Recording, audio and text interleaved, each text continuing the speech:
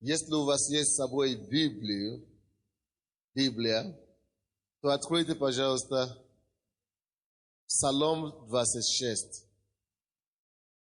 26-й Псалом. 26-й Псалом. Аллилуйя. Я буду читать с 1 по 6 стихи. 1 по 6 стихи. Я бы хотел, чтобы все вы присели на своих местах и внимательно слышали и приняли то, что Бог имеет для нас сегодня. Найдите свои места и присядьте. Псалом 26, с 1 по 6 стихи. Господь свет мой и спасение мое, кого мне бояться? Господь крепость жизни моей, кого мне страшиться? Если будут наступать на меня злодеи, противники и враги мои, чтобы пожрать плоть мою, то они сами прекнутся и падут. Если опустился против меня полк, не убоится сердце мое.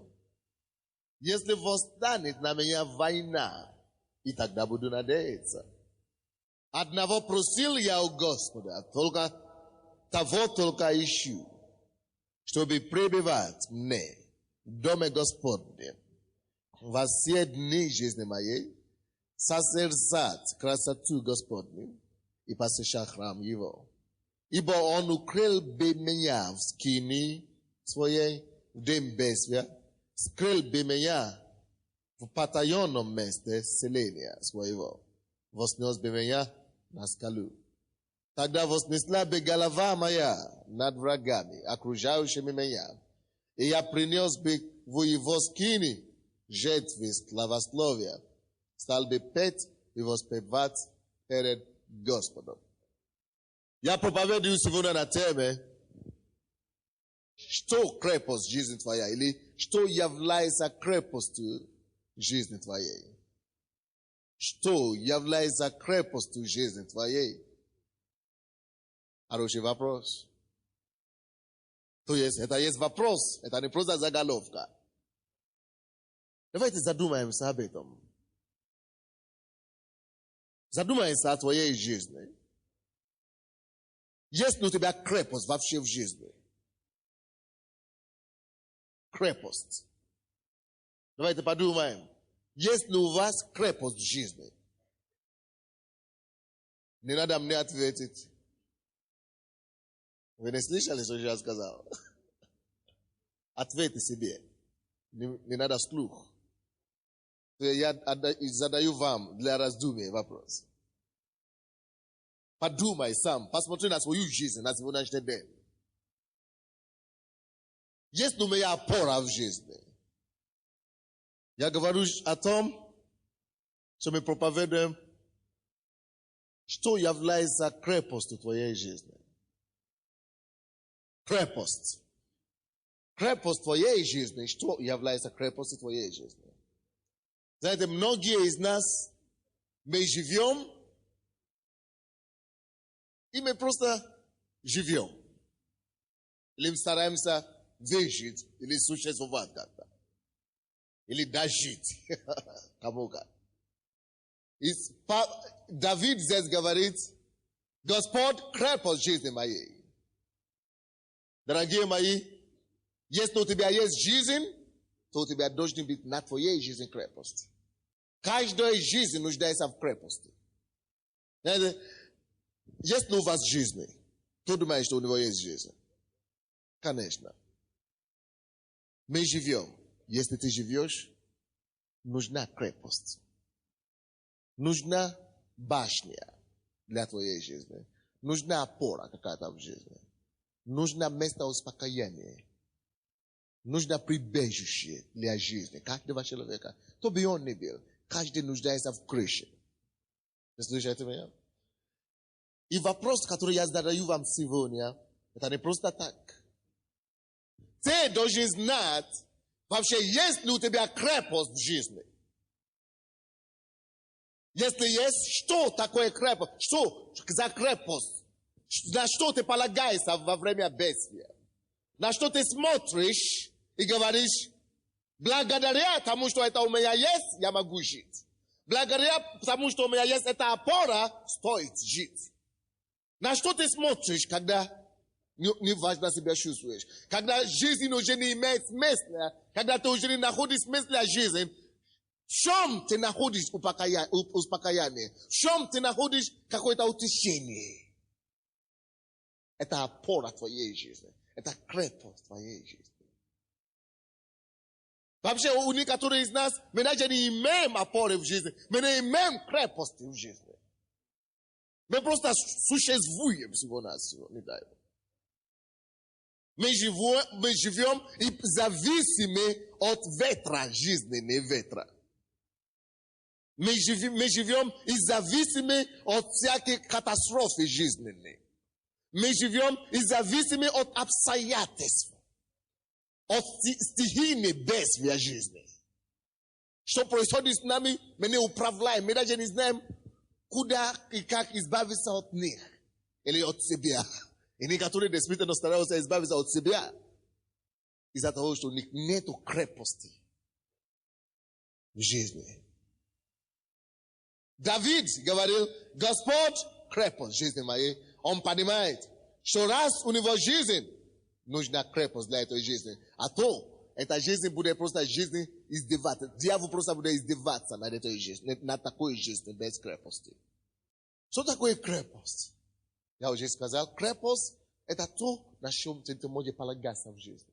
Это что ты смотришь, это на то, что ты смотришь и говоришь, ну, слава Богу, что это у меня есть, хоть это есть. И поймите, многие люди также, понимая, что им надо иметь крепость в жизни, им надо ради чего-то жить, строят своими человеческими руками разные крепости, которые, как только что они строятся, так и быстро они рушатся. Потому что крепость рукотворенная человеком рано или поздно рухнет под давлением жизни. Кто-то живет и говорит, о, слава Богу, что у меня есть такая работа. Моя работа – это моя радость. Это мое счастье. Это моя жизнь. Это пример крепость рукотворена. Ты живешь ради того, ради твоей работы. Что произойдет, когда тебя уволят? Алло? Что произойдет, когда банкротство придет? Не дай Бог. Но может быть. Ты пока живешь в этом мире. Этот мир такая жизнь, это жизнь и мир такое место, где нужна крепость. А если ты будешь полагаться на такое слабенькое крепость, как работа, ты очень скоро и очень быстро разочаруешься. Ты говоришь, нет, я за своей работы, я главный директор или кто-то, я учредитель, я все. Никто меня не может уволять никогда. Я работал своими руками. Хорошо? Но это не стоит бить крепость твоей жизни. Твоя жизнь слишком важна. Твоя жизнь слишком значима для того, чтобы полагаться только на работе. Знаете? Что будет, не дай Бог, если ты однажды попадешь в автокатастрофу? Уже нога уже не может ходить, рука уже не работает, голова уже не мыслит. Заболел человек. Работа кому-то достанется, а ты живешь в постели, уже не живой, не мертвый. Много таких людей, между прочим. Посещайте больницы или реанимации. Причем люди, которые не глупее, некоторые из нас. Может быть, наоборот, умнее. Люди, которые имеют машины, но уже не смогут ездить на этой машине. Люди, которые имеют дома, шикарные квартиры и постели, но потому что у них не было опоры и крепости жизни. Или полагались не на то, что надо. Они могут спать на квартире или на постели, они спят в реанимации или где-то в больнице. Ну, потому что они хуже нас. Вы слышите? Но ты должен знать вовремя, что есть то, что называется крепость в жизни. Что является крепостью твоей жизни? Давай действительно задумаемся над этим вопросом. Что является крепостью моей жизни? Многие из вас думаете, вот я сейчас поступлю в университет, на факультет менеджмента и бизнеса. Есть такие новые какие-то появляются. Я буду изучать менеджмент, или физики, или бизнеса. Я буду зарабатывать себя на жизнь, я буду иметь свое дело. Хорошая идея. Хорошая задумка, правда? Ты получаешь профессию, вроде бы все хорошо, все интересно первые 2 года. А потом, уже не стоит. Кушай свои проблемы. Ты думаешь, я поступлю в институт, вот там я стану человеком. Ты поступил в институт, там еще хуже, чем откуда ты пришел. Оказывается, что там люди не настолько умнее, остальные, как ты думал. Я помню, одна женщина, она была утром. 2 года тому назад. Я вижу ее постоянно в церкви, она только плачет. И однажды на ночной молитве я ее позвал. Что у вас такое? Что вы плачете постоянно? Она говорит, 2 года я не вижу свою единственную дочь. Я помолился за нее. Она говорит, я не знаю, она умерла или погибла или что-то. Пропала просто. 18 лет или 19 лет. Я помолился с ней. Я говорю, если она жива, через неделю она позвонит вам и приедет домой. Я говорю, я посылаю Духа Святого и ангелов Божьих, чтобы нашли ее. Через неделю эта девушка появилась. Но не об этом речь. Но какая ее история? Она сказала, я вообще-то считала себя сильной женщиной. У меня профессия, я заведующий какого-то отдела, я имею хорошую работу. Я одна воспитывала ребенка, дочери. Одна воспитывала. Я не вышла замуж, я не встречалась ни с кем. Я просто воспитывала ребенка. И всю жизнь я вложила в ребенка. Всю жизнь. Я жила ради ребенка. Ребенок мой. Это было смысл моей жизни. Неплохая идея, правда? Она говорила, это мой ребенок, она была отличницей в школе. Я учила, я воспитывала, она дала все самое лучшее. Она жила только ради этого ребенка. Вся жизнь была только потрачена на то, чтобы воспитывать этого ребенка. А я уже, с тех пор, как я пришел к Богу, я уже понял, что когда ты начинаешь заменять чем-то Богом, ты начинаешь жить ради чего-то или что-то начинаешь быть в твоей жизни важнее, чем Бога, рано или поздно ты потеряешь эту вещь. Короче, что случилось? Когда исполнила 18 девушки, а какой-то аферист появился в их доме или в их соседи. Короче, однажды мама проснулась, обнаружила, что дочка пропала. Телевизор, объявление, все не нашли. Оказывается, что она убежала с каким-то аферистом. Вообще пропала. И мама плакала 2 года. Она просто была разбита полностью, депрессия, сильнейшая. Просто не дай Бог. Я был у них дома, я видел эту девушку. Вроде бы должна быть разумная, в принципе. Да, действительно была хорошая. Но вы знаете, дьявол не уважает личность, или уму, или интеллект, или деньги. Дьявол не уважает такие вещи. Вы слышите? Дьявол уважает только духовный принцип, только Бога. Что она жила ради ребенка. Ребенок ушел, жизнь ее полностью разбита и закончена. Что за жизнь? Которая полностью разрушается Изабита, только из-за того, что ты что-то потерял. Ты должен иметь более, по-моему, я думаю, что более разумно иметь что-то более надежное, более как что-то более крепкое что-то. Потому что нельзя полагаться на человека вообще. Но ты думаешь, моя хорошая семья, муж любящий такой, он прямо не отходит от меня. У нас, он зарабатывает много денег, дети у нас такие чудесные. Я живу ради семьи. Семья моя, вот то, что мне дает всю энергию жизненную. Вроде бы неплохой идея. Но это не даст, ты не должен поставить крепость твоей жизни, вся надежда твоя вообще в человека. В жену или в мужа или в человека. Почему? Потому что, допустим, ты полагаешься на жену. Если ты полагаешься на жену, однажды она пойдет на пляж. Или как у вас там? Пляжи. И не вернется. Если ты полагаешься на мужа, однажды он уйдет к соседке. Потому что это недостаточно крепкий фундамент. Это не то, на что ты можешь полагать свою жизнь. Если ты говоришь, нет, я знаю. Ты немного знаешь, дорогой.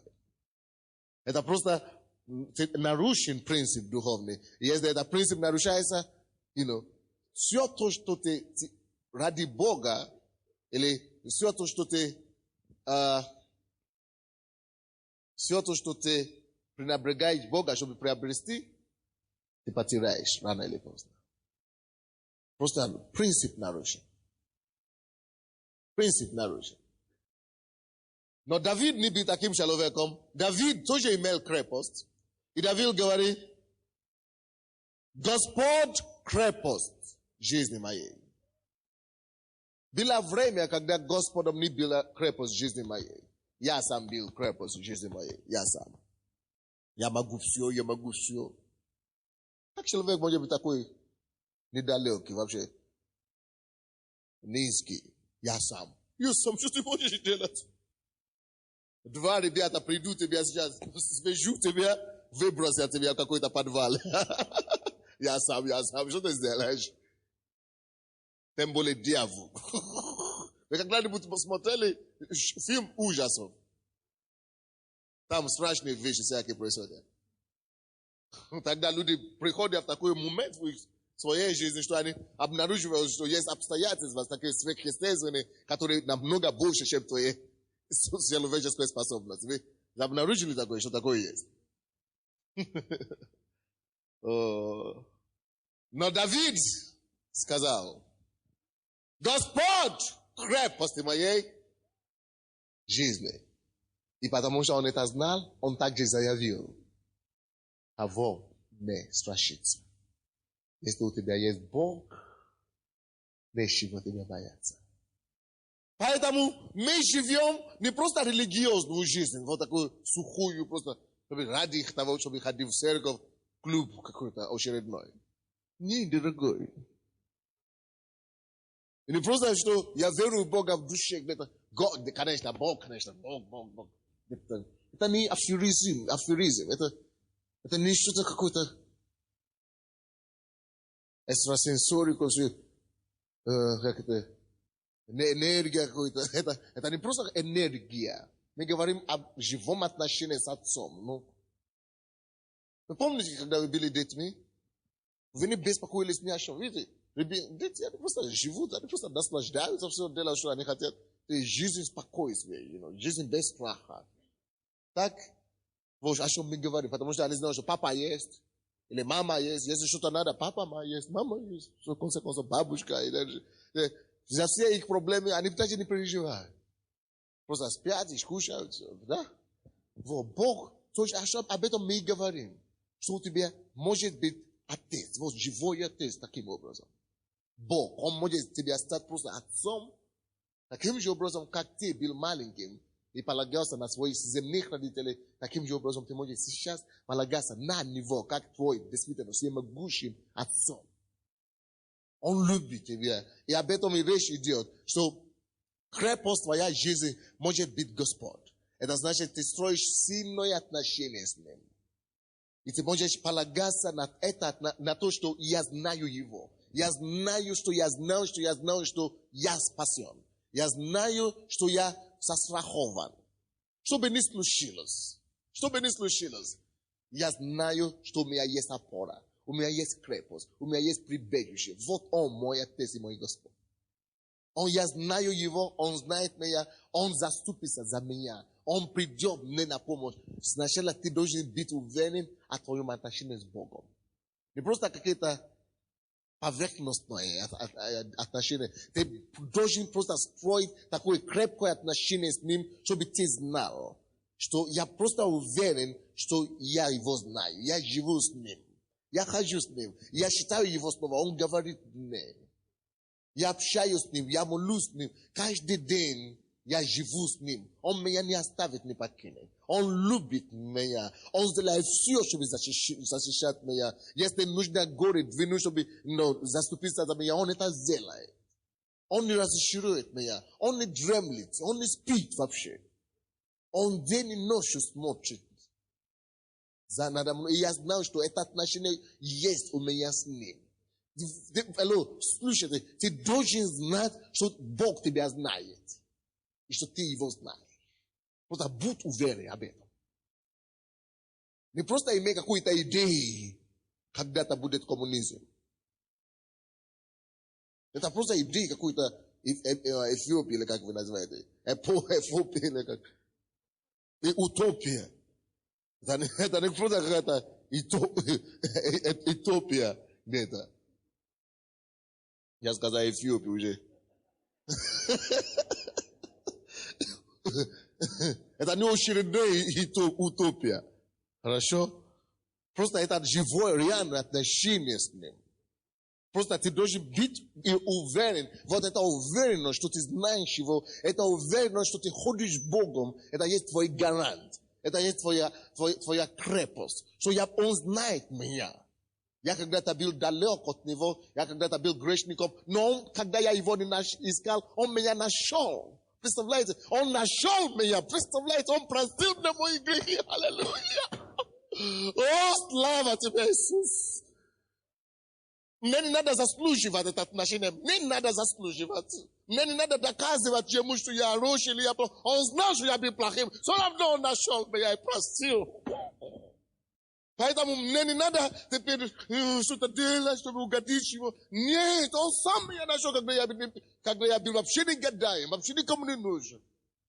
Сделал мне человеком. Я хочу просто обожать такое отношение. Я хочу просто жить ради этого. Я просто не хочу оставить его. В конце концов. Просто хочу просто быть ближе к нему. И однажды я его увидел лицо к лицу. Просто, вот ради чего я живу. Я живу ради этого. Но я просто не могу дождаться этого дня, когда я его обниму. А кто-то говорит, что мы мафия, мы убьем тебя. Ну, убей скорее, я пойду к нему. Что я жду?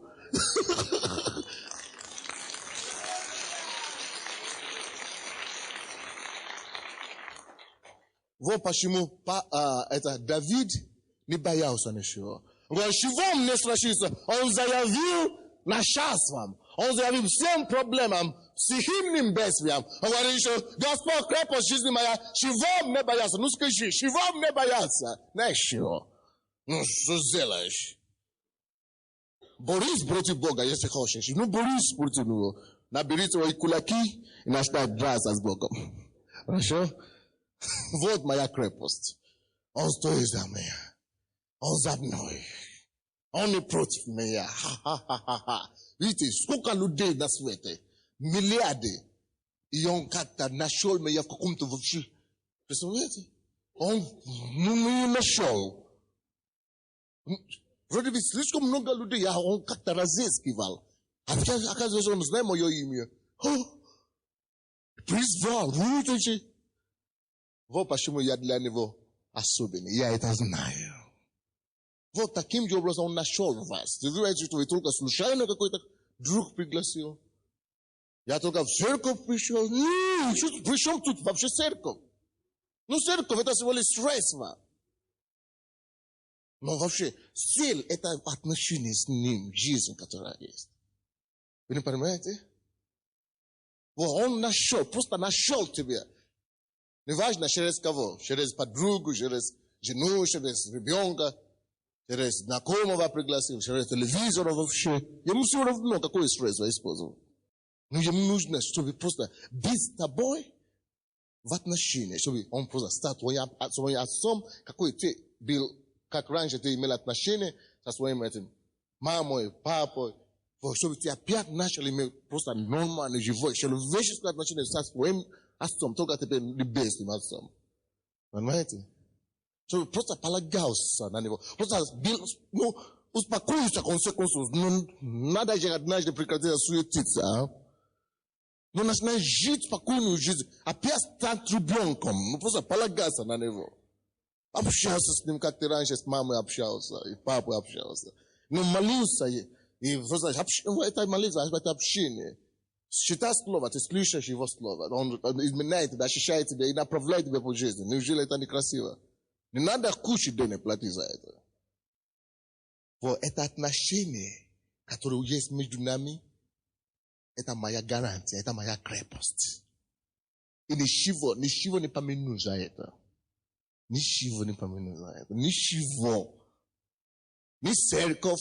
Если церковь начинает занять место Бога в моей жизни, я не хочу такую церковь. Пускай Бог собирает ее. Если жена начинает занять, жена даже не может, потому что я тут не пытаюсь занять место Бога в ее жизни. Потому что как только я это делаю, я начинаю терять ее. Вы слушаете? То есть просто отношения, которые Бог резервировал для себя. Он тебя создал, Он твой создатель. И Он имеет даже право владеть тобой. Но он не владеет тобой, он просто предлагает тебе жизнь. Спокойную жизнь.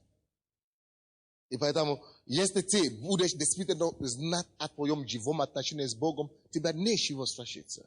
Нечего бояться. Серьезно. Просто тебя нечего бояться. Каждый день у меня возможность бояться.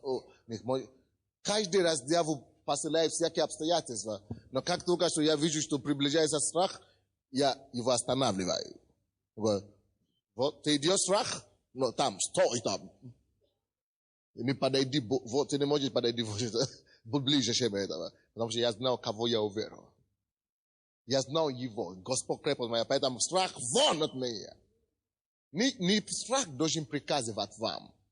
И подсказывать вам, что делать вам.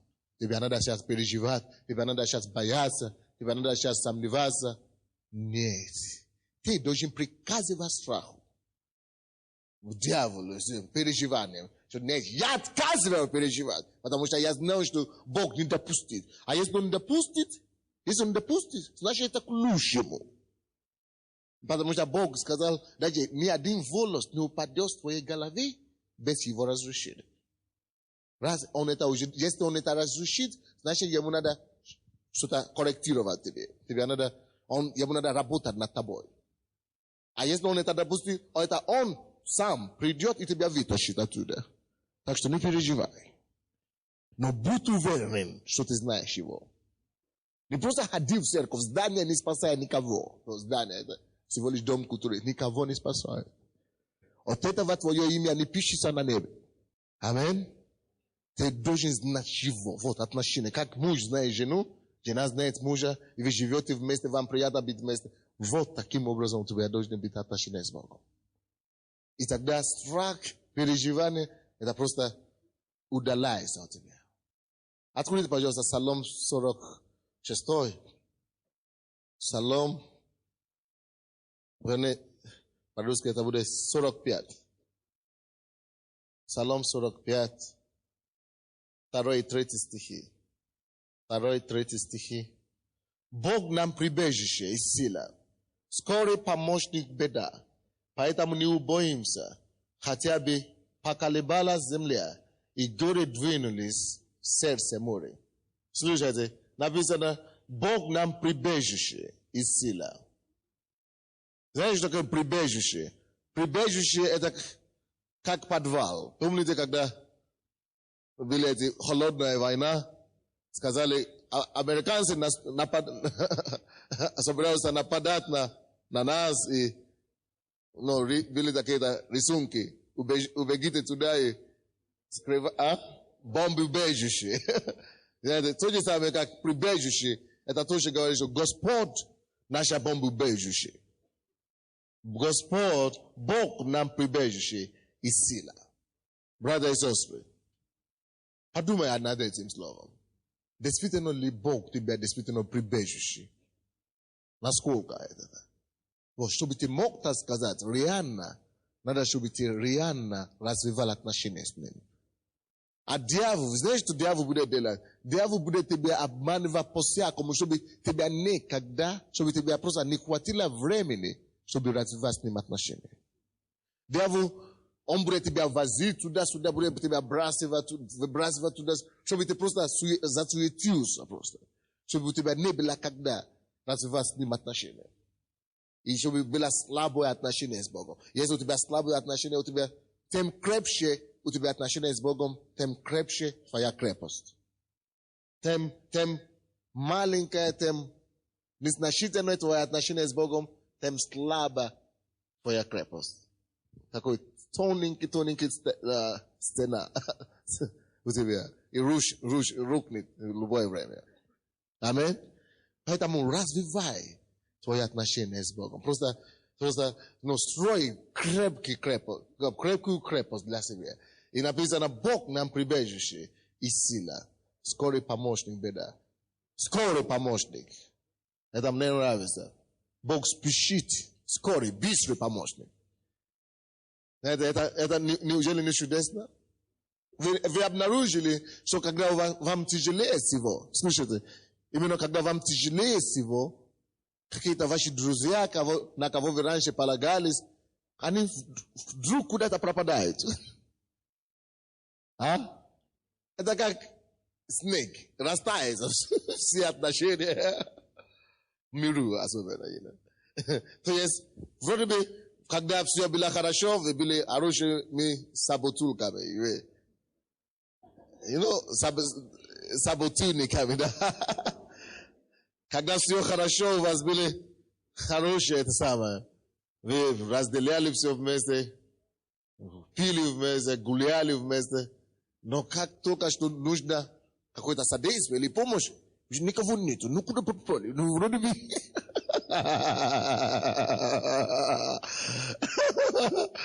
Это мир. Поэтому это просто не мудро. Ну подумай сам. Просто не мудро полагаться на человека. Значит, на себе сам не может полагаться, тем более на другого вообще человека. Алло?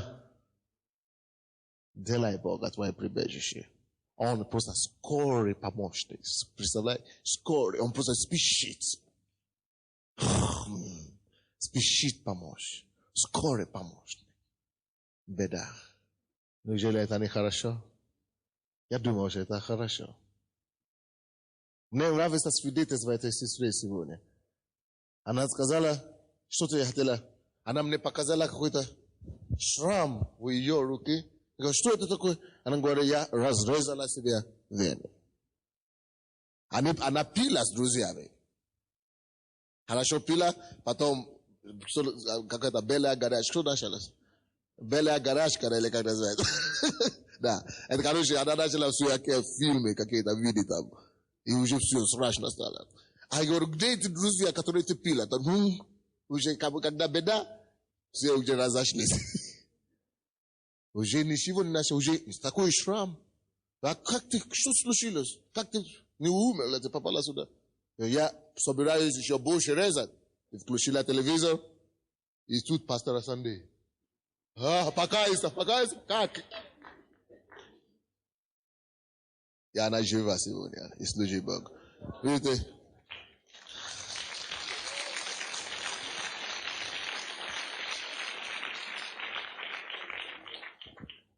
Но вы знаете, вы думаете, что, пастор Санди спас человека. Нет.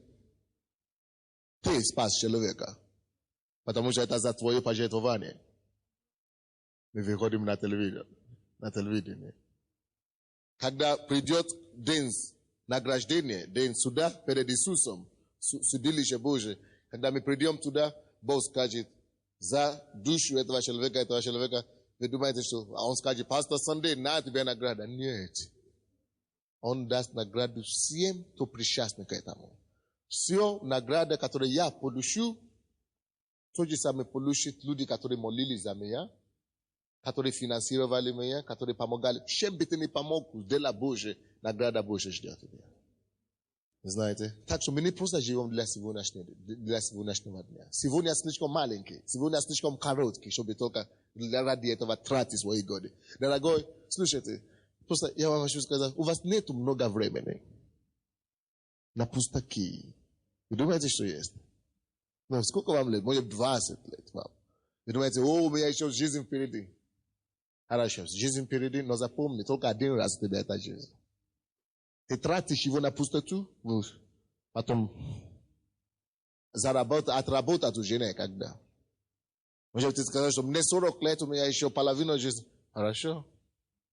Но те 40 лет, которые уже прошли, попробуй вернуться, чтобы собрать их с собой. Так что просто некогда тратить время на пустяки, на то, чтобы пробовать то, полагаться на человека, потом разочаровался, полагаться на того, время идет. Почему бы сразу не прийти к Богу, твоему Создателю, который не покинет тебя, не оставит тебя, который не разочарует тебя вообще никогда? Скорый помощник. Беде. Ну, это же разве не лучше, не надежнее ли? По-моему, это более интересно. Они, которые вообще, если сказать вообще, на что вы полагаетесь, вообще просто смешно. Есть некоторые из вас, некоторые. Конечно, может быть, это в прошлом, может быть, даже это до сих пор, некоторые из вас даже полагаются, вы знаете, на что? Так и смешно. Есть некоторые люди, которые всю свою жизнь, они строят, и вся жизнь их зависима, вы знаете, от чего? От гороскопа вообще. Покупают всякие журналы, всякие газеты, даже по телевизору, специально передачи какие-то смотрят, чтобы выписать себя. О, вот мой гороскоп, о, то, о, другой. Вроде бы ты образованный человек, не поймешь. Какой-то должен быть толковый какой-то. А он говорит, ты слышишь, какой гороскоп, я тебе расскажу. Это движение звезды, говорит он. Так? И это человек, как ты даже не задумывался, что это было, ты даже не знаешь, когда это было написано. Может быть, даже до того, как ты родился вообще. А они пытаются определить то, что произошло, когда ты родился, и тогда ты будешь жить. А это было написано, может быть, в прошлом веке где-то. Человек, который написал, может быть, жил где-то в Индии, он даже тебя не знает. Как это он будет определять твою жизнь? Ну, глупость. И тратить свою жизнь на это все. Сколько времени можно терять? Сколько жизни можно выбрасывать? А? Еще кому-то рассказываешь. О, интересно, я рассказываю, они дают меня слушать. Ну, конечно, буду слушать. Они же, ты думаешь, они умнее тебя. Все слепой, ведет слепого. Все умнее, забиты, все. Только Слово Божье дает жизнь. Гороскоп. Сколько же из вас обгорелись через это все? Вообще-то, если у вас... Алло, слушайте, я хочу вам говорить как пастор. Если я твой пастор, слушай меня сейчас. Если у тебя какой-то гороскоп или какие-то газеты дома, я умоляю вас сейчас. Как только что вы придете домой, просто беги. Алло, беги просто домой. Собери все эти гадости, все эти бумаги, и сжигай как можно скорее. Просто сжигай все эти оккультные вещи. Ты же это самое. Искуплен кровью Иисуса. Спасен. А ты еще? Боже, спаси. Тормози себя самого. Зачем? Сам себе палку ставишь под колесом. Библия говорит, только я знаю, какие намерения у меня о вас. Бог говорит, только я знаю, какие намерения у меня о вас. Но если только он знает, зачем тебе еще гадалкой ходить? Чтобы у тебя вырвали волос с головы. a potom еще это самое, только тебе на какие-то ужасные беды и трагедии жизненные. Но тебе еще мало что было. А?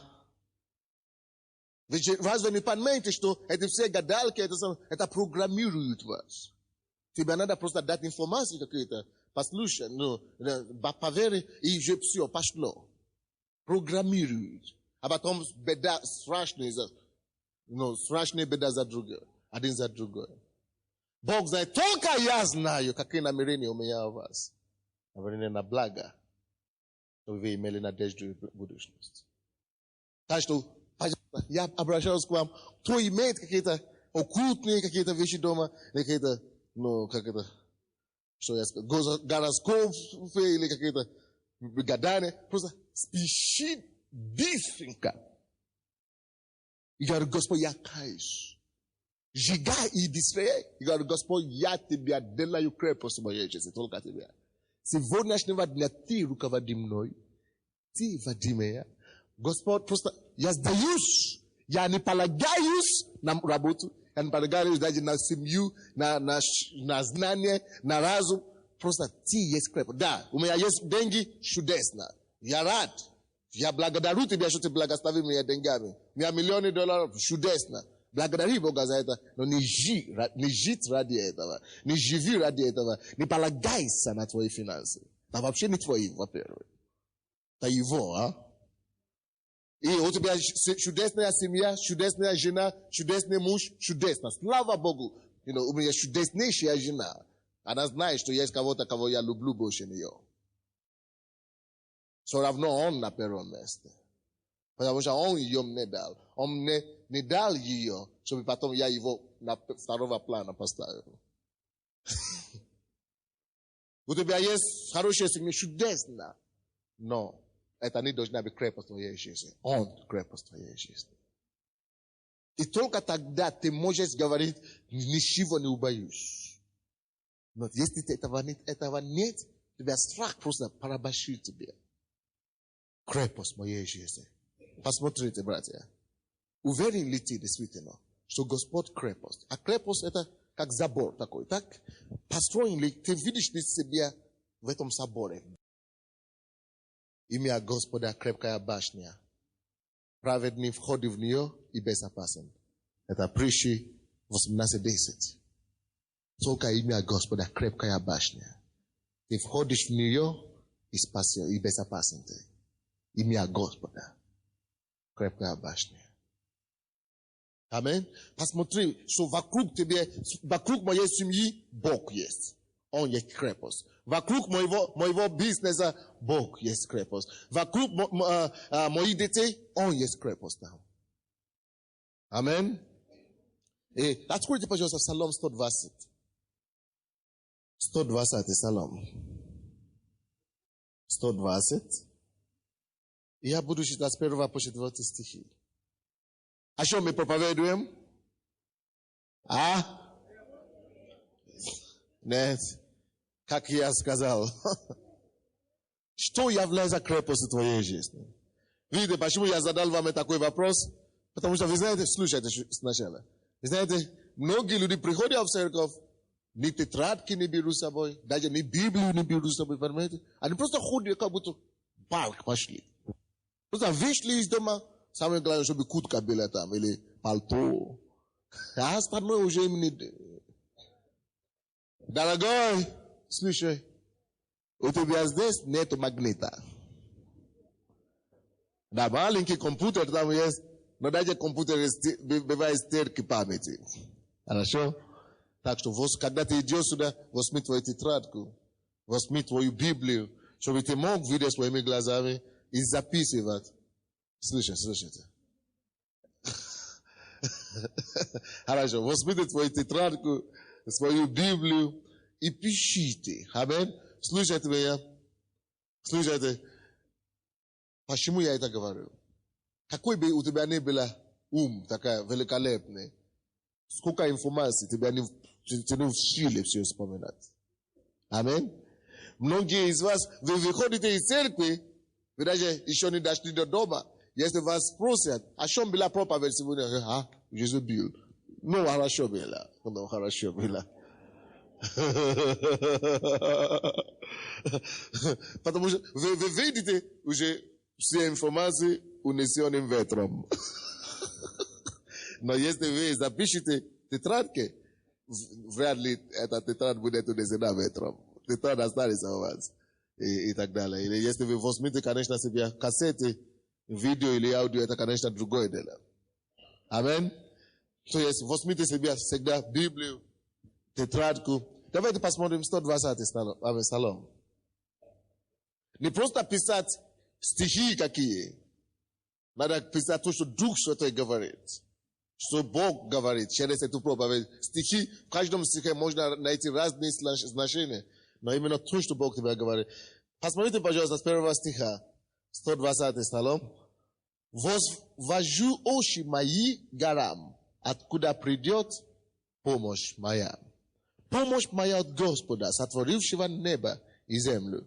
Не даст он поколебаться ноге моей, не воздремлет хранящий тебя, не дремлет и не спит храняющий Израиля. Господь хранитель твой, Господь сын твоя с правой руки твоей. Послушайте, возвожу очи мои горам, Давид говорит, возвожу очи мои горам, откуда придет помощь моя. Давид знал, откуда его помощь приходит. Он знал, что его помощь Господа. Что значит возвожу очи мои горам? Вот, молитвы. Я надеюсь только на него. Я ожидаю только от него. Он есть мой источник. Не мой муж, некоторые из вас, вы только от мужа ждете что-то. Подай что-то сюда. Опять запил, не принес зарплаты домой. Я же с ребенком сижу, я не работаю. Все равно, мало ли, что ты не работаешь. Сделай Бога твоего источник. И муж приносит домой, не приносит домой, Бог все равно будет знать, через кого тебя содержать или обеспечивать. Через мужа он будет это делать. Если муж не в состоянии, если его твоя надежда, и это самое, на него, он приведет другого человека, брата, сестру, через которого он тебя будет благословить. Вы слышите меня? А если ты будешь говорить, у меня хороший родственник там, он состоятельный, я на него буду надеяться. Дорогой, очень быстро ты можешь разочароваться. Но Давид говорит, я возвожу очи мои горам. Откуда придешь помощь моя? Братья, смотри. Когда у тебя такие вот вызовы в жизни, такие проблемы, куда ты смотришь? На самом деле, давайте подумаем. Кому ты возвращаешь очи твои? А? Нет, это серьезно. Очень легко сказать Господу. Господу, когда ты в этом зале. А? Но когда это гром громнет, многие из вас вообще забывают, что вы верующие. Я знаю вас. Но, дорогой, разработай себе такую систему каждый день. Чтобы возвышать очи, чтобы это просто уже стало счастью тебе. Чтобы это просто уже стало просто автоматически происходить. Вы слушаете меня? То есть у тебя должна быть такая солидное отношение с Богом, такая крепкая, просто, такая солидная связь с Богом, что ты все время знаешь, что без проблем, не только когда проблема, когда гром гранит, не только когда гром гранит, а вообще, каждый человек, слушайте, я всегда говорю нашим членам, что каждый верующий, если ты покаялся, если спасен, что как минимум ты должен проводить с Богом каждый день на стабильном основании, на постоянном основании, проводить с Богом хотя бы час в день. Просто это подкрепляет ваши отношения с Ним. Поэтому есть проблема, нет проблемы, это отношения всегда есть. Ты просто знаешь, что ты в хорошем отношении с Отцом. Знаете? Хотя бы час, это просто минимум.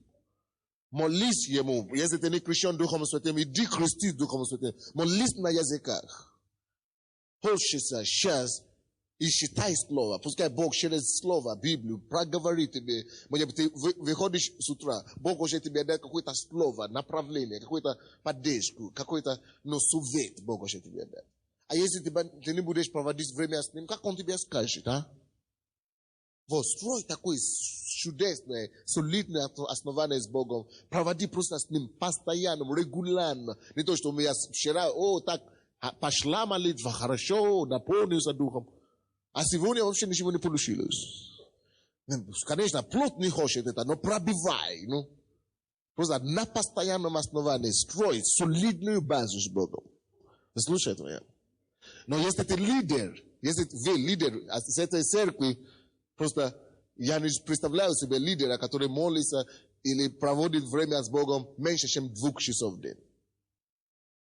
Но это как просто минимум. Почему? Потому что, вы знаете, когда вы лидер, другие люди еще пытаются от вас. Аминь.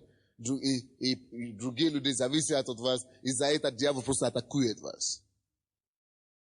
И чтобы вы могли иметь просто серьезное отношение с Богом, чтобы вы могли знать, чтобы не было за проблема мое отношение с Богом меня выдержит. И если ты будешь молиться с Богом, хотя бы час каждый день, или 2 часа каждый день, через год, или через 5 лет, посмотрим, каким ты будешь. Ты просто станешь грозным для дьявола. Ты появится, дьявол начинает трепеть. Особенно, когда ты еще в слове углубляешься. Когда ты просто наполнен Словом Божьим. Это отношение очень важно. Это есть то, что решает то, что ты получишь от Бога вообще. Насколько ты близок к Нему. Дома зайки, допустим, вам повезло. Вы работаете на кухне, как моя жена, и вы просто молитесь на языках с Богом, поете на языках. Всегда. Вы нянчите ребенка все равно. Вы бамба шикереле боко шендери алаба иренде. Каждый день, можно 20 часов так молиться. Потому что вы крещены Духом Святым. Аминь. Просто бив в духе, И когда дьявол приходит, вы говорите, во имя Иисуса, все уже. Помазание приходит. То есть важно, чтобы эта гора была просто постоянно то место, куда вы смотрите. Возвожу очи мои к горам, откуда приходит помощь моя. Давид знал, что помощь его приходит оттуда прямо. Постоянно. Уже нет сомнений об этом. Это уже нет, может быть, там помогут, может быть, там помогут. Да, Бог пошлет человека, чтобы помочь тебе. Но ты не смотришь на человека, как твой источник. Твои глаза, твой взор на него, к нему. Это он уже найдет кого. Да, он пошлет тебе кого-то, чтобы помочь тебе разрешить какие-то ситуации. Но твоя надежда, твоя опора не на тех, кого он посылает, но на него. Так красиво так жить. Вам нужно это попробовать. Вам нужно, церковь слова веры называется. Просто вам нужно жить по слову, по вере, таким образом. Такая жизнь интересная, жить по вере. Серьезно, просто. Когда ты просто знаешь, что каждый день у меня конкретное отношение с Богом, я хожу с Ним, я разговариваю с Ним, и я полагаюсь на Него. Он направляет меня, Он ведет меня. И на основании этого отношения с Богом ты победитель каждый день. Просто солидно, это просто гарантированно. Я возвожу очи мои горам, откуда придет помощь моя. Перестань возвести свои очи к человеку. Перестань к начальнику смотреть. Хорошо? Перестань на мужа смотреть, чтобы пока он не принесет что-то домой. Но надейся на Бога, верь Богу. Перестань на пастора надеяться. На возвести свою очи к нему. Он лучше пастора. Когда ты будешь возвести свои очи к нему, тогда он может сделать больше для тебя через пастора. Он тогда пошлет не одного пастора, 2, 3, чтобы тебя просто благословить. Аминь. Да, это не значит, что никому не будешь говорить, что у меня проблема, я никому не расскажу и так далее. Нет, это глупость. Расскажи людям, но не надейся на людей, не ожидай от людей. Если Бог хочет, Бог положит им на сердце. Вы слушаете? Давид это знал. И говорит, возвожу очи мои к горам, откуда придет помощь моя. Помощь моя от Господа, сотворивший небо и землю. По-моему, это лучше. Человек, который сотворил небо и землю, A my ta sinia się lubowa drugowa szelweka kawoja zna. Jeśli on nie tylko Ukrainu создал, если он сотворил небо и землю, еще вы знаете, что Библия говорит, что он держит мир, весь мир. Не только Земля, получается, не только планета Земля, а вообще весь мир.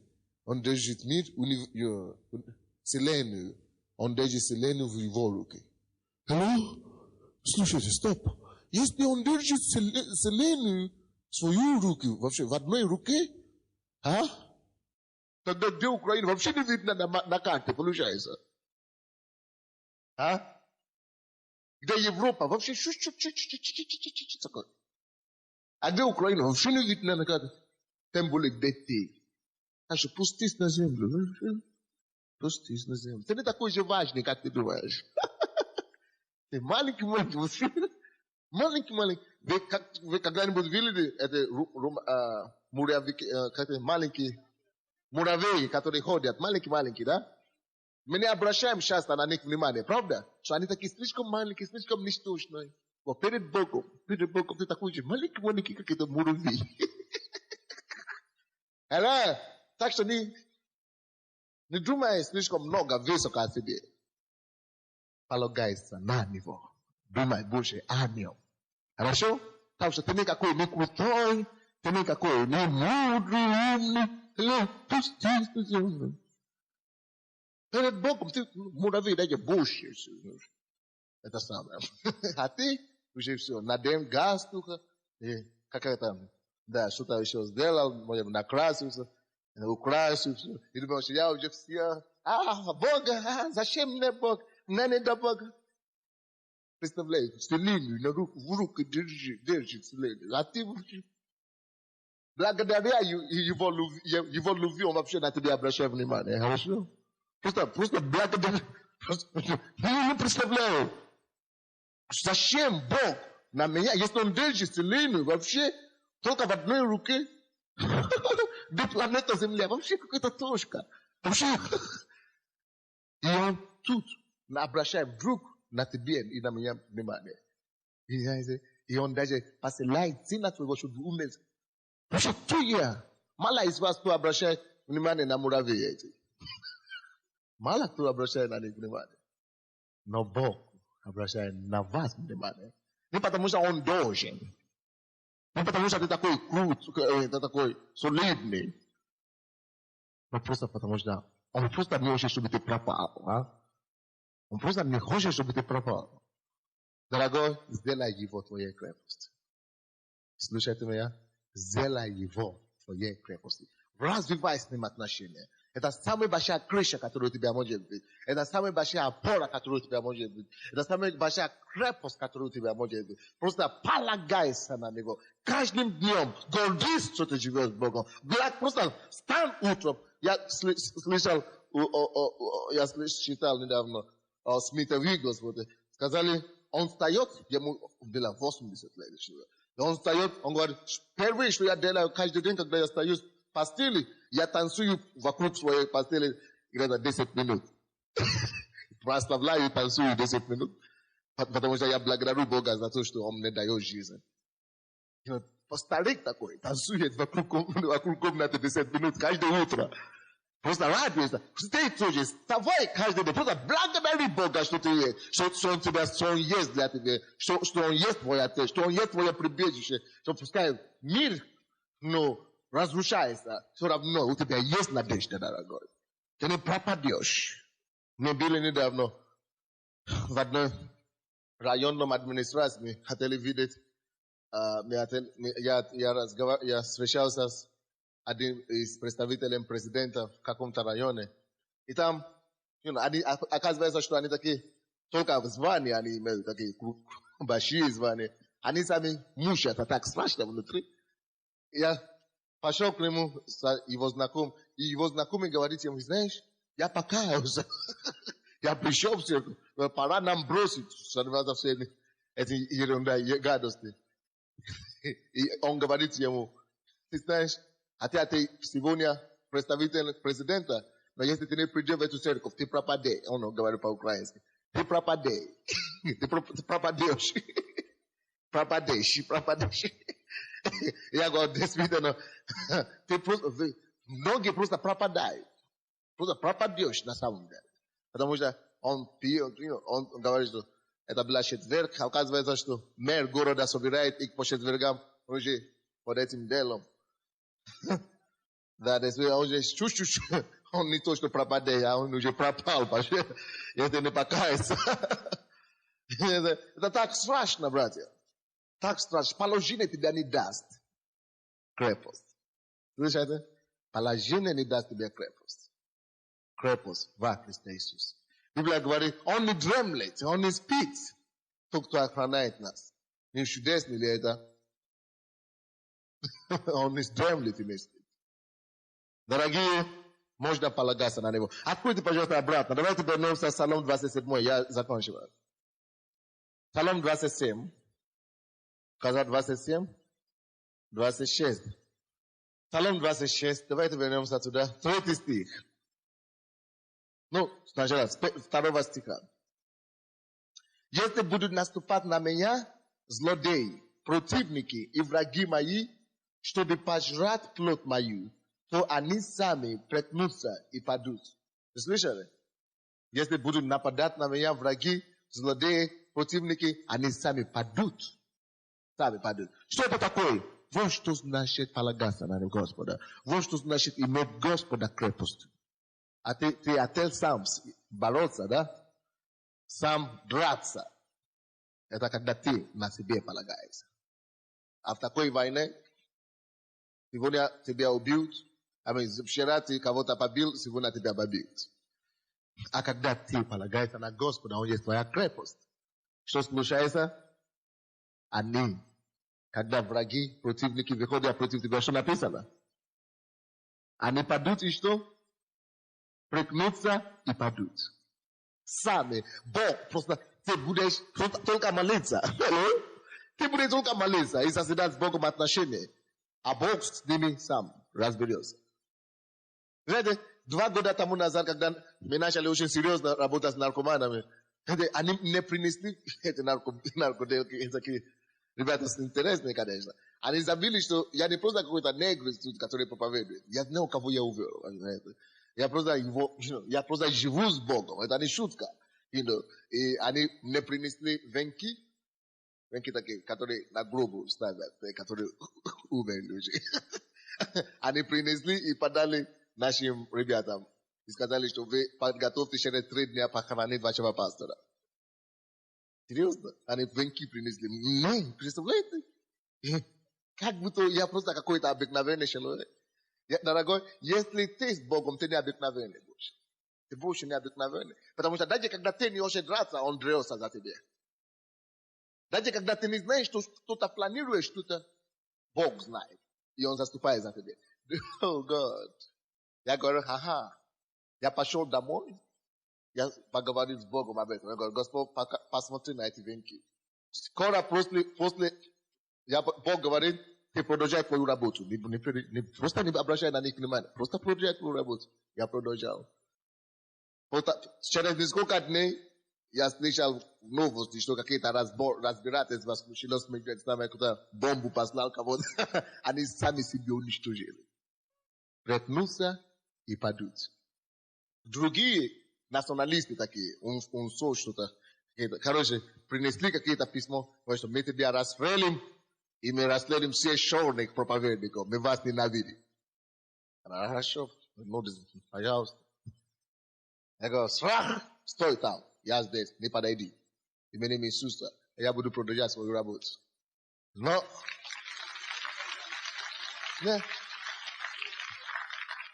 не об этом, но просто факт в том, что когда ты делаешь Бог, просто ты знаешь, что ты живешь с Ним. Ты знаешь, Бог от твоей крепости, что написано, Он не дремлет и не спит. Ты спишь спокойно, а Он ради тебя вообще не спит. Ну, неужели это не чудесно? Ну, я думаю, что это прекрасно, дорогие. Но даже если они отсюда, пускай убьют. Ну, что там? Скорее увидишь его. А как я это его жду, вы не представляешь.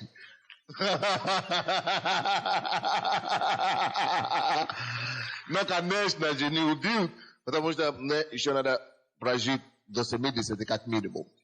А? Не 100, конечно, не надо. Я не хочу быть очень старым. Зачем тут оставаться до 100? Это мужчине одно.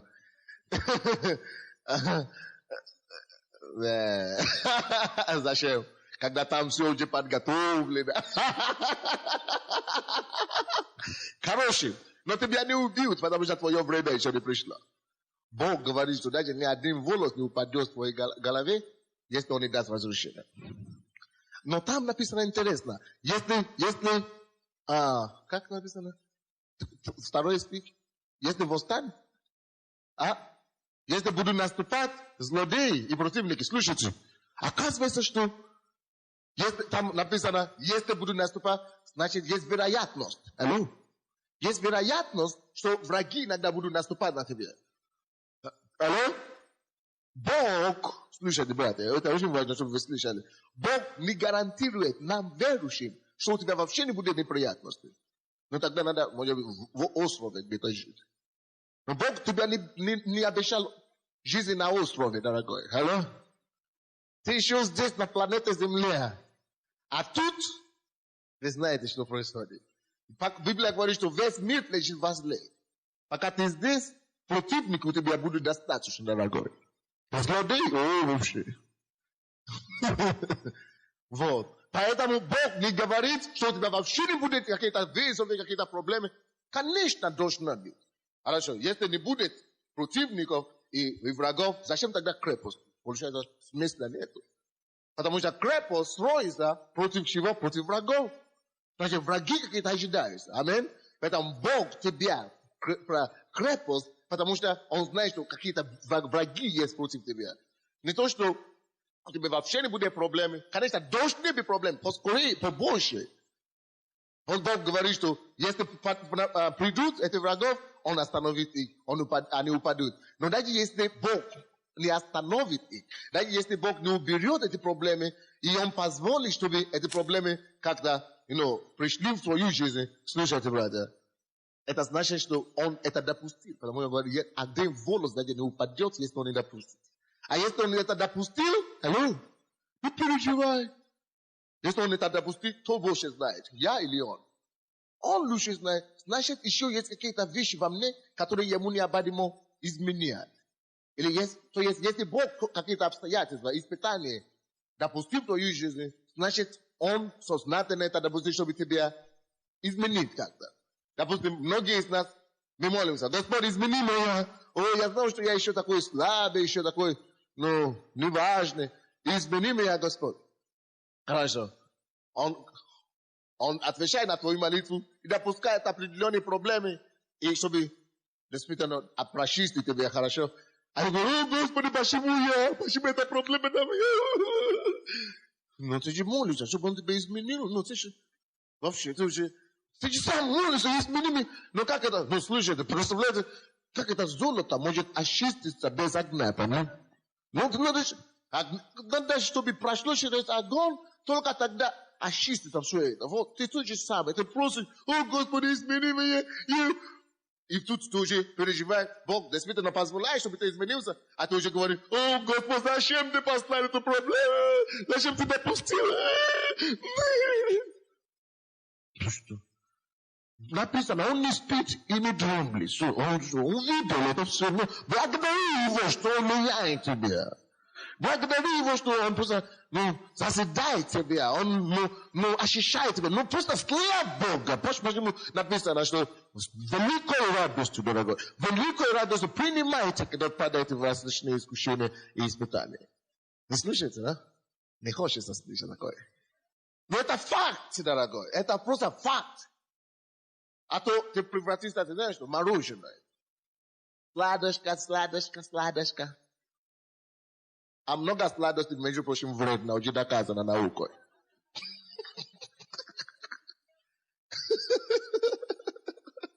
То есть необходимо некоторые вещи, чтобы воспитывать некоторые характеры в тебе. Даже Иисус написано, научиться послушанию чего-то, что Он страдал. Аминь. А то твоя плоть сядет на тебе на голову, И плод тебя будет водить сюда. А я что такое плод?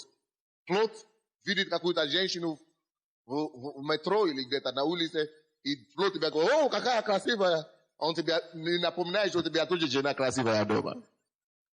И плод видит Голливуд, и говорит: о, надо посмотреть, что там будет следующее. Но не обязательно, чтобы обрезать все эти вещи, чтобы только чистая вещь осталась. Аминь. Почему ты должен понять, что Бог недостаточно, не дай Бог, Бог недостаточно, я тебе сказал, Бог не глупее тебя. Не знаете, потому что написано, что глупость Божья мудрее у мудрецов. Его глупость. Он даже это мудрее, чем. Так что если он допускает какое-то обстоятельство, просто значит Бог хочет что-то изменить в тебе. Хочет тебя формировать. Это, конечно, не значит, что хорошо, Господь, пошли больше проблем. Иногда, слышит, слышит.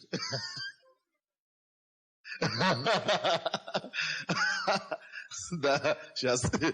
Иногда, слушайте, иногда не Бог посылает некоторые проблемы. Иногда это дьявол. Но если ты связываешь, дьявол связывает уже 2 раза, 3 раза уже не уходит, значит, это уже тут, дьявол уже тут не пришел. Значит, это Бог работает. Да, иногда это Бог делает эти вещи, иногда это дьявол. В том случае, когда это дьявол, надо его остановить и просто его прогнать. Аминь. Противостаньте дьяволу, и он убежит. Но есть некоторые случаи, когда просто Богу необходимо работать над вами и просто сделать вас не каким-то мороженым, какой сладушкой, а сделать вас просто крепким мужиком, ну, это верующим мужем Божьим. Аминь. Не просто мужиком на улице, слишком много мужиков, а нам теперь нужны не мужики, а мужи Божьи. Так, 3 стих. 3 стих, Псалом 26. Если ополчится против меня полк, не убоится сердце мое. Я молюсь, чтобы каждый из нас дошли до такого места, когда мы будем знать, что полки пошли против нас, и чтобы наше сердце не убоялось. Вы представляете себе вообще, что это значит? Это то же самое, что рэкет или кто-нибудь пошел на тебя, и все равно сердце твое не побоялось. Однажды меня пригласили в совет по делам религии. И мне показали письмо, но СБУ, или как, служба, что-то Украина, на украинском написано. И потом написано здесь, отдел по борьбе с опасными сектами. Да, серьезно. И там написано тема религиозная организация слова веры. И меня приглашали сюда. Я пришел, сказали, рассмотрите и исследуйте. Ну, короче, послали людей посмотреть, что они там делают, стоит ли это самое, применять меры какие-то. И потом меня не показали дальше. Я посмотрел, я говорю, СБУ пошло против нас. Я говорю, слава Богу. Слава Богу, ты знаешь вообще, что это значит? Конечно. Потому что ты знаешь Бога. Но, конечно, это уже все пропало. Они сами написали решение, примешание. Ничего противозаконно не делает.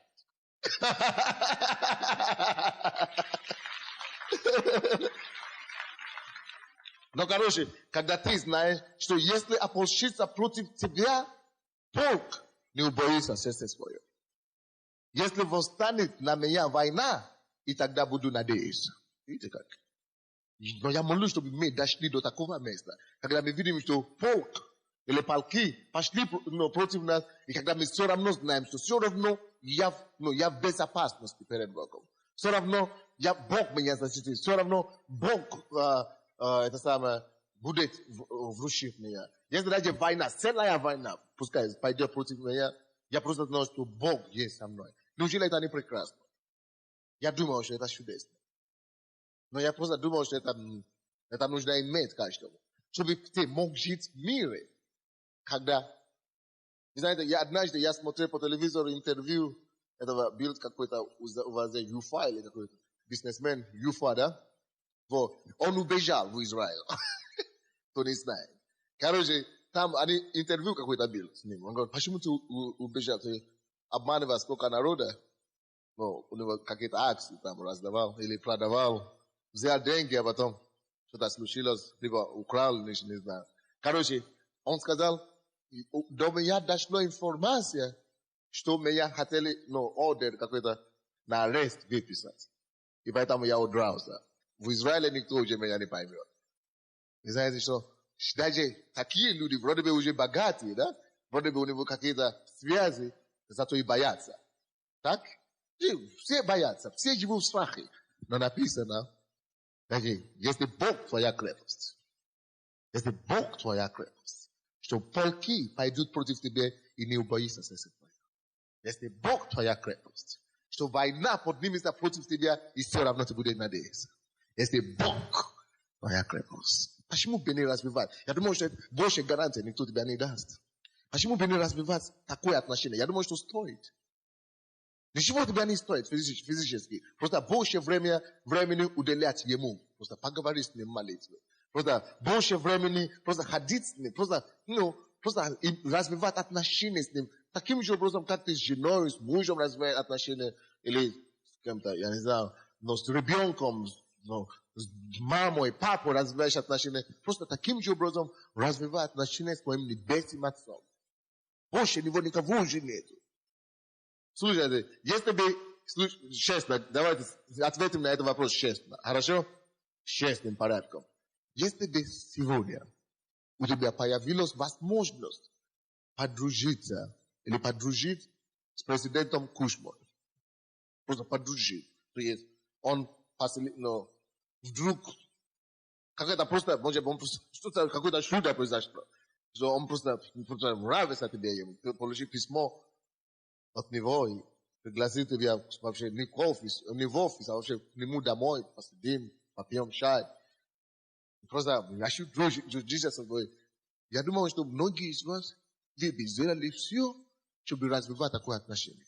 Вы бы, если он скажет вам, не иди на работу, иди ко мне, вы бы вообще, вы бы спешили, вы бы даже не предупредили кого на работе.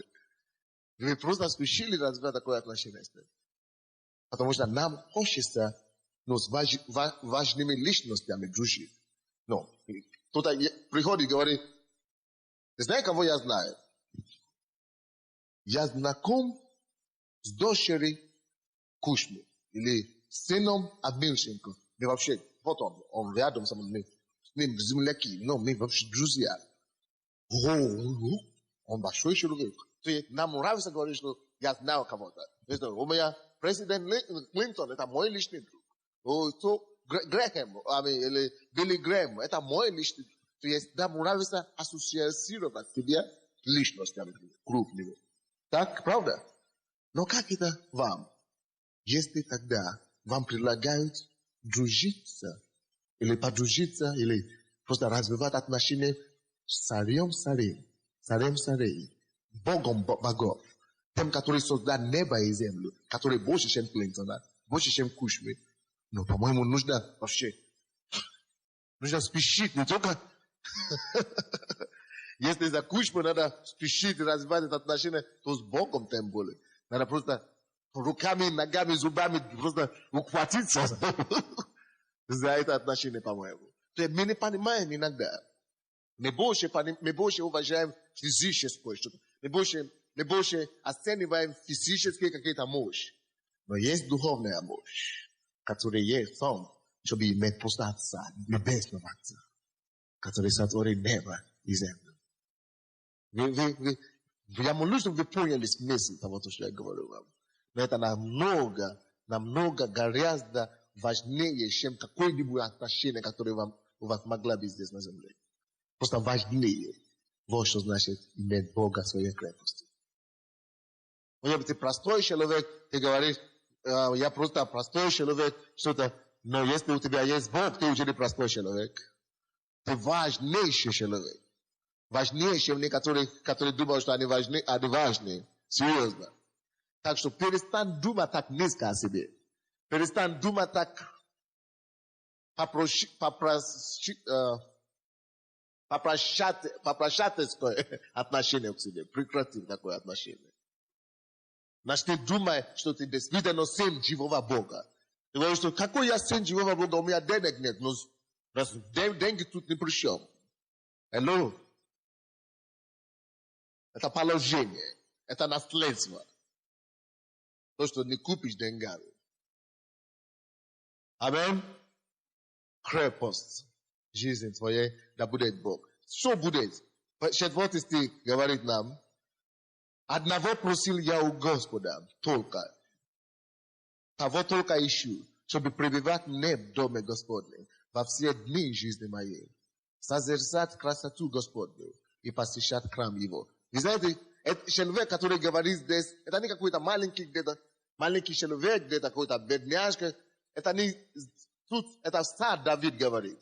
Это один из самых великих царей в Израиле. Это то же самое, что говорит здесь, президент какой-то страны. Это царь, это богатейший человек. Он, так что не от нищеты, не от бедности он говорит эти вещи. Hello?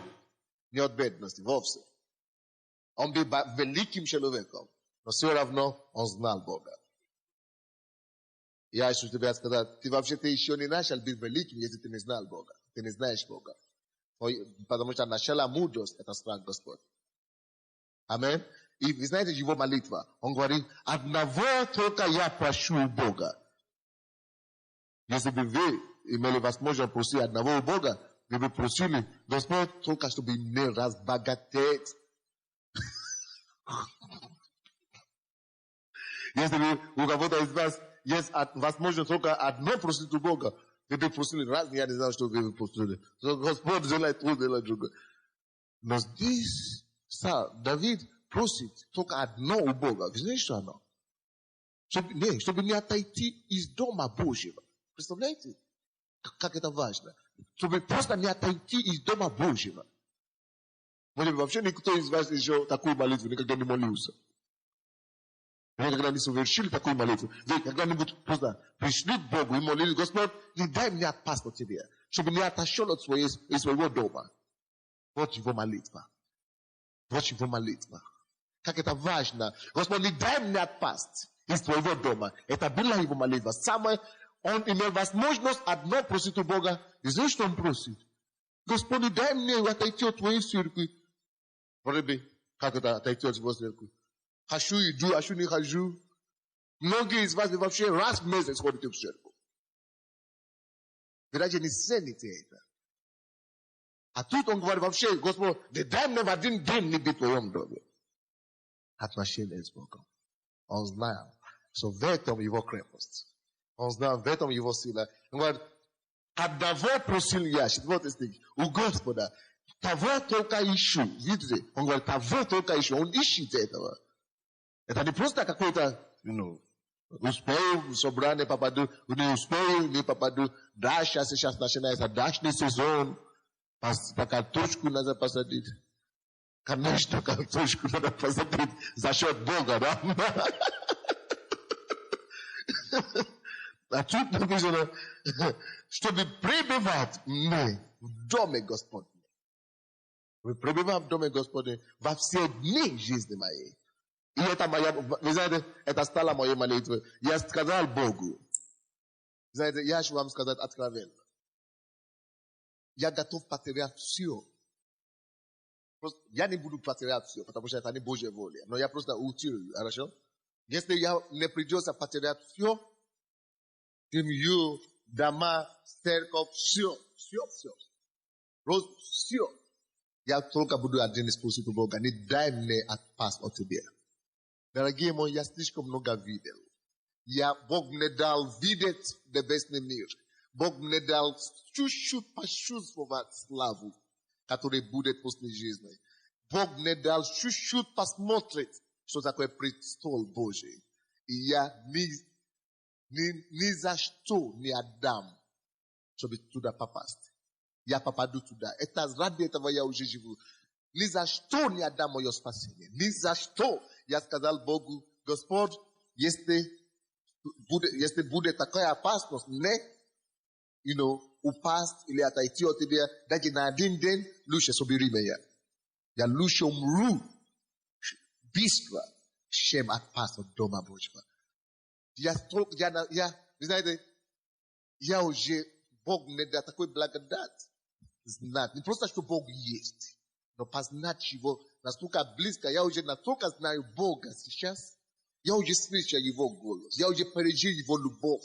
И это ничего. Вообще, это 0,001% того, что будет там. То, что я пережил. Но это достаточно, дорогой.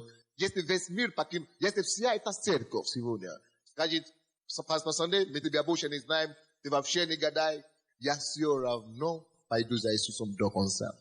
Я должен видеть эти славы. То, что я видел, то, что я переживаю каждый день, я должен Иисуса видеть лицо к лицу. Я должен слышать от Него. Добрый и верный раб, войди в покой отца твоего. Я должен войти в рай. Небесный Иерусалим, это будет мое достояние. И я сделал все для этого. Моя жизнь все в этом. И Давид это знал. И он говорит, одного только прошу тебя, Господь. И этого ищу я. Всем сердцем я ищу только одного. Я прошу только одного, чтобы мне не отойти от дома твоего. Вы просто не представляете себе, дорогие. Вы просто не цените то, что вы имеете во Христе Иисусе. Вы просто не представляете себе, что ждет нас. Вы просто не представляете себе, что вы имеете во Христе Иисусе. Вы просто не представляете себе. И Давид это знал. И Давид говорит, одного только прошу я. Одно только ищу я, чтобы мне не отойти из дома твоего.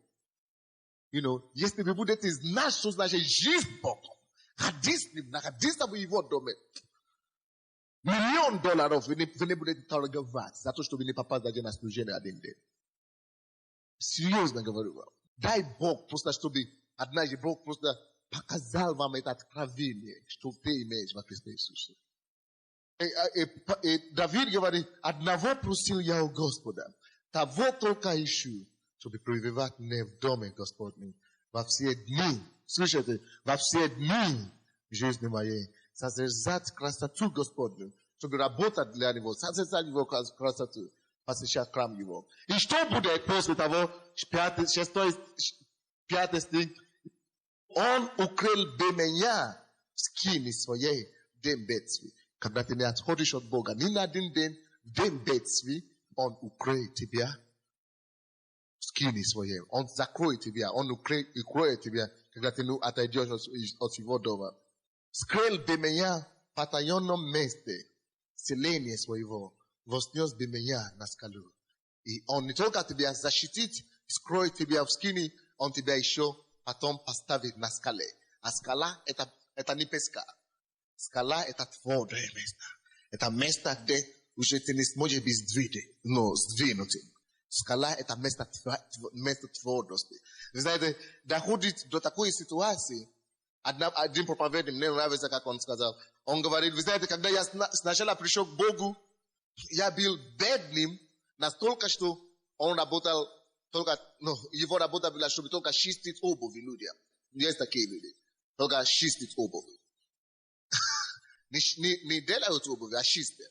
На улице сидят, и только краски берут и щетки сделают. То есть он был настолько бедным. Но когда Бог его спас, он стал проповедником, он говорит, вы знаете, сейчас у него служение, церковь, построена, и там центры, больница, и там все это на $4 миллиардов.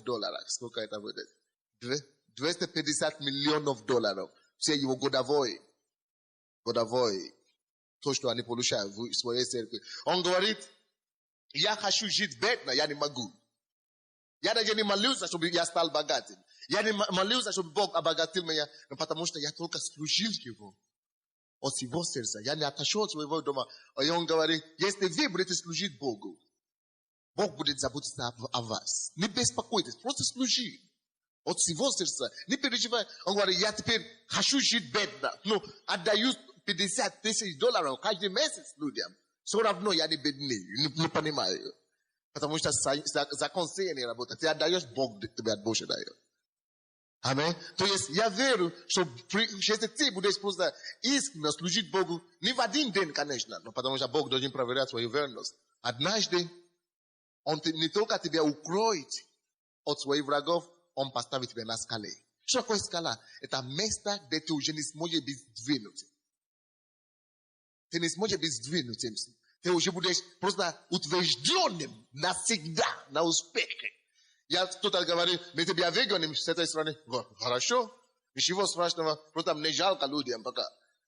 Поэтому, потому что в любую страну мне ехать. Я попаду в любую страну, стою на улице 5 минут, нужно только максимум час, чтобы создать новую церковь.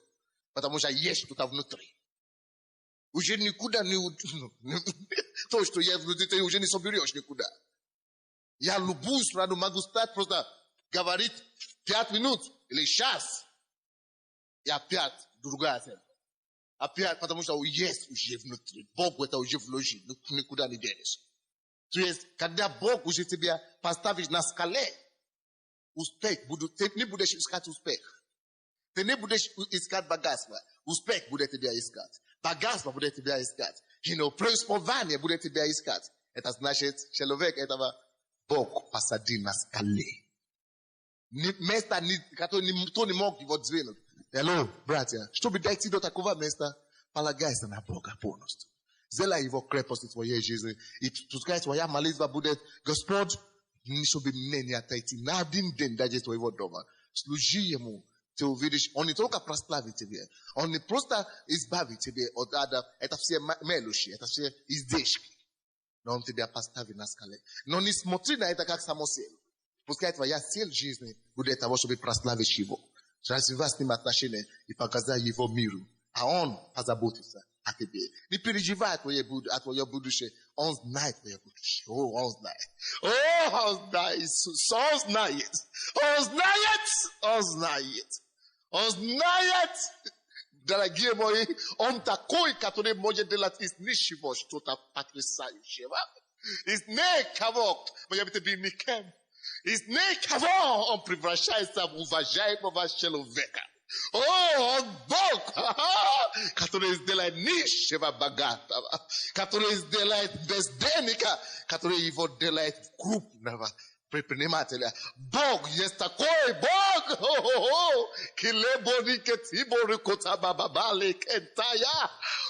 который прославляет того, кто прославляет его. Ты просто не переживай, верь ему. Положи твое сердце, твоим сердцем на него. Ты увидишь то, что он сделает с тобой. Бог всегда делает все хорошо в свое время. Будь верным ему, он тебя не даст в обиду. Он никого не оставляет в обиду. Бог долго никого не останется. Он не останется от тебя долго. О, дорогой, просто будь верным ему. Доверься Богу. Он тебя создал. Если он тебя создал, неужели он не способен тебя укрепить? Нет, он больше, чем способен. Но он очень знает твое сердце. Какое у тебя отношение к нему? Какое, насколько ты честный? Ты просто держись за ним. Держись за ним. Он верен. Он верен. Он верен. Если он нашел тебя, когда ты вообще не был никто, никем, ты вообще его не искал, ты был вообще грешником. Но ты гулял где-то, ты грешил где-то, ты натворил все гадости, которые есть. Все равно он тебя нашел. Здесь миллионы людей живут в этом городе. Но он тебя вытащил. Он омыл тебя кровью. Он умер за тебя. Ну что же он не даст тебе еще? Ну что еще он не даст тебе? Стой только, чтобы ты был серьезным с ним. Держался за ним. Всем сердцем искать его. Созерцать его жизнь. И твою жизнь в нем. Но поставить его твою крепость. И, дорогой, Бог покажет тебе, что он верный. Даже когда ты не верный, он будет верный. Он избавит тебя. Он таит тебя в таинственном месте, и он поставит тебя на скале. Но поставь Бога крепость жизни.